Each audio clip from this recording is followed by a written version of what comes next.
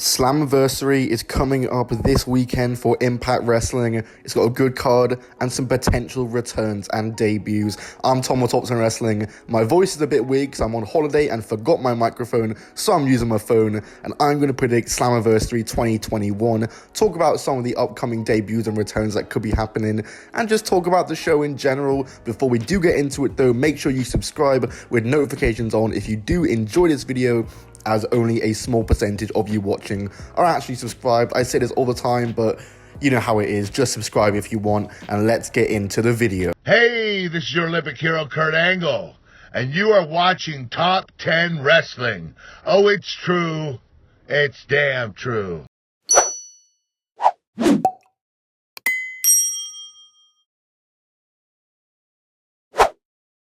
So we're just going to start off by going down the card and just giving our general predictions. I've got it up on Wikipedia, you know, #1 news source. Starting off with, in fact, we'll save the ones with mystery contestants to the end. So starting off with Eddie Edwards versus W. Morrissey, or Big Cass, as you might have knew him. I'm about to burp. Oh my god. Sorry. Jesus Christ. This is why I need to bring my microphone, because if I record my phone, then I can't stop recording or pause it.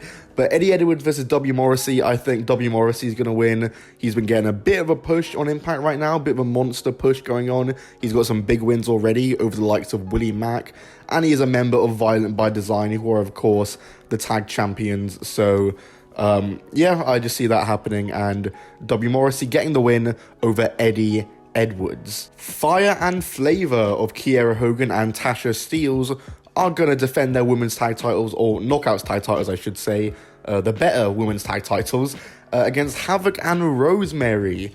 This is interesting, Havoc and Rosemary teaming up, considering Rosemary kind of just got out her team with Taya Valkyrie a few months ago, and Havoc just had her team with Nevaeh, and now she's already in a new team, not going to be a single star.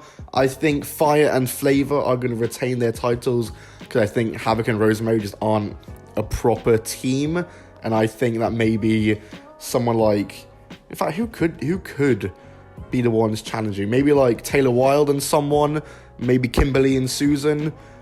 Yeah, I don't know. Maybe Jordan Grace and Rachel Eder and get the titles back, but I don't think Havoc and Rosemary are going to be the ones who win the titles. Next up, a 4-way tag team match for the Impact World Tag Team Championships. As Violent by Design, it's going to be Eric Young, Dina, Joe Doering, or Rhino defend their titles against Rich Swann and Willie Mack, TJP and Falabar, and the Good Brothers. So this is a very interesting match here.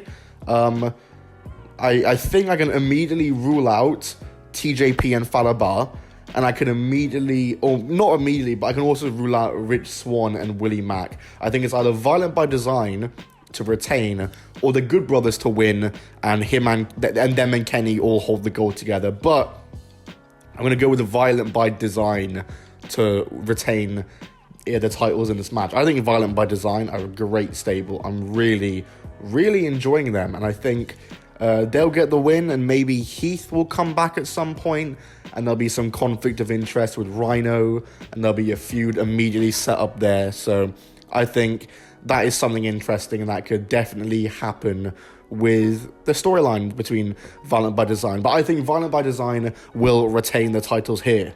You heard it first. Chris Sabin versus Moose. I have no idea why these guys are having a match. I don't watch Impact Weekly anymore, so I don't know the context of a lot of these. But to think about it, I think Moose will likely get the win. He's being pushed more than Chris Sabin, seemingly. I mean, he obviously had the match with like Kenny Omega and stuff, and you can tell that he's getting pushed more. And Chris Sabin hasn't really been being pushed as a singles guy since Alex Shelley has kind of gone away. So maybe Alex Shelley returns, maybe Moose like wins and beats down Sabin after, and then Shelley returns. Maybe something like that could easily happen, but for now, I'll predict Moose to win. And then, the match I'm probably most excited for the X Division title, it is a six-way, I counted 6. Josh Alexander defends the title against P.E. Williams, Trey Miguel, Ace Austin, Chris Bay, and Rohit Raju. But it's not just any 6-way match. It is the return of Ultimate X. I learned it's actually only been 2 years since we had an Ultimate X match, I thought it had been like 10, because back in the day, TNA did X Division or Ultimate X matches all the time, like at least once every couple months, whereas now we get one like once every 2 years.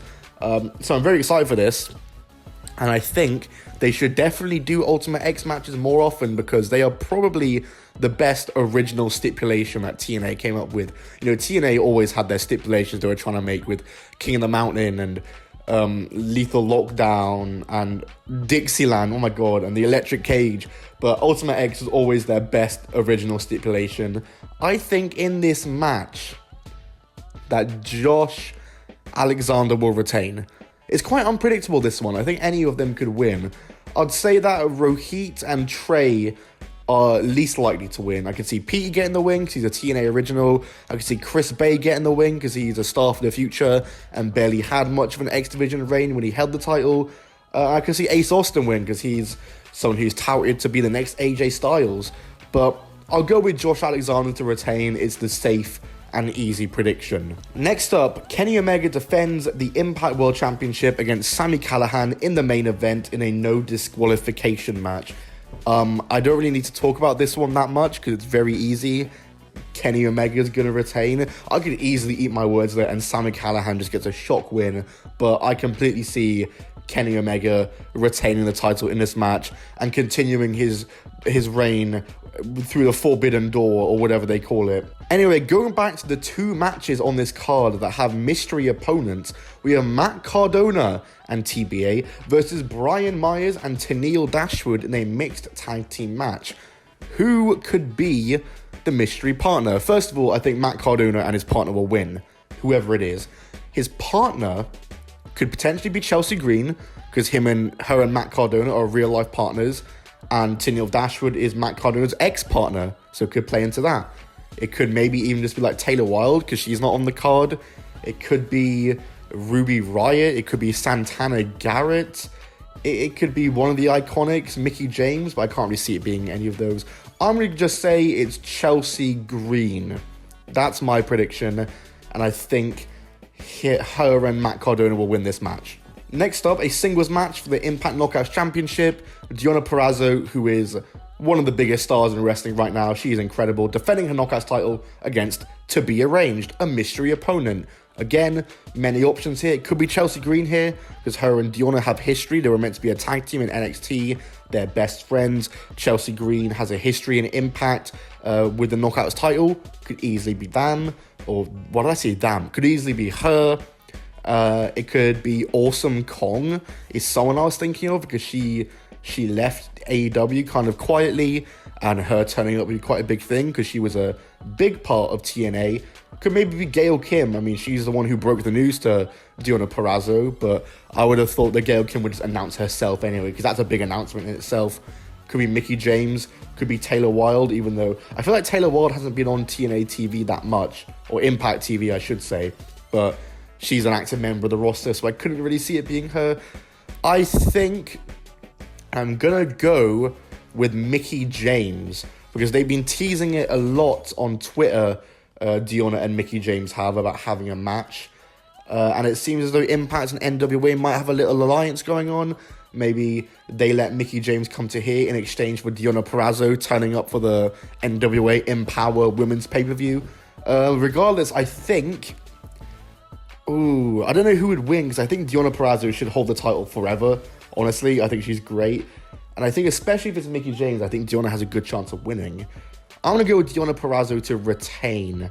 And maybe at some point in the future, if it is Mickie James, they have a rematch at the Empower pay-per-view for the title. Or maybe Mickie James wins it here and then DEONNA Purrazzo wins it back in NWA. Maybe something like that. But I'm just going to go for DEONNA Purrazzo. And then, how about we talk about some of the other returns or debuts that could be happening? Buddy Murphy could debut. I don't see that happening. Braun Strowman could debut. I don't see that happening. The Iconics could debut. I see that happening. I just see them turning up, not having a match, just turning up for like an interview or an in-ring promo. I think that'd be a good way to introduce the Iconics. Who else could possibly turn up? Awesome Kong, like I said. Pretty much everyone I discussed in the previous two matches. I mean, you've got two women who are potentially debuting here, so that's going to be really big. But regardless, that is it for my Slammiversary predictions and discussion. Let me know who you think is going to debut or return, and what the results of the matches are for Slammiversary going to be in the comments down below. I've been Top 10 Wrestling. Like, subscribe. Sorry about the video quality. I have to record on voice memos on my phone. I'll see you all soon. Goodbye, and keep on rolling.